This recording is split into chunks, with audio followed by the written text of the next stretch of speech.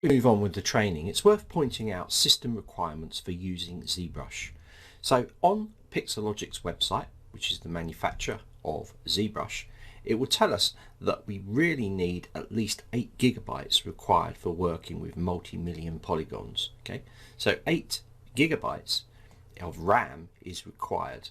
I would recommend 16 to 32 gigabytes if you can get it. Also, we want a fairly hard drive as well. And also down here it's saying pen tablet. So at the moment we've done all of our work just using the mouse and pressing the mouse buttons, but a pen tablet will give you pressure sensitivity. It's comparable for using a mouse like a brick, whereas with a pen tablet it's like using a paintbrush. So you definitely want to look at the Wacom or Wacom compatible products for either a tablet or a pressure sensitive display. So let's have a look now at a couple of manufacturers that produce the actual tablets and screens. So if we go to Wacom, which is probably the most expensive, you're going to find that they have lots of tablets to use and pen displays as well. All of these are excellent.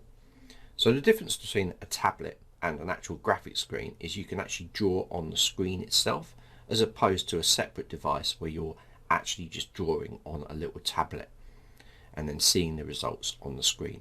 Now the benefit of this is there's a little rocker switch on the pen that allows you to use kind of mouse actions and assign mouse actions to them, and also you get the pressure sensitivity, which is really important with ZBrush as it is pressure sensitive. Now Wacom are probably the most expensive and the most well known, but a manufacturer that I do recommend is a manufacturer called Xpen. If I go to Xpen's website, you can see here they have lots of special offers and their products are quite varied.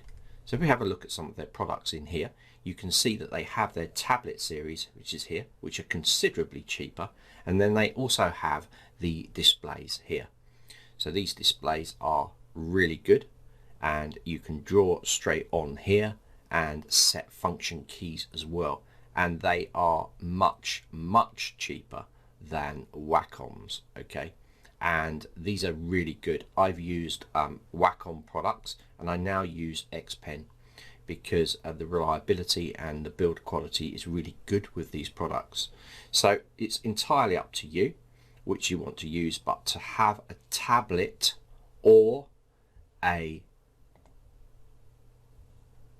graphics screen is going to be the way forward. So you can see here the graphics screen. So this basically plugs into your computer and you can draw on here and then it shows directly on your monitor, whereas the actual screens themselves you can draw straight onto the screen, which is very cool.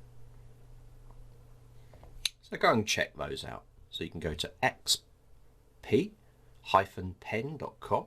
or you can go to Wacom, which is wacom.com. Check out theirs, and also just Google system requirements for ZBrush and you will get this page come up where you can check the system requirements that you need for the platform. So with that being said, we're now going to move on with the training inside of ZBrush.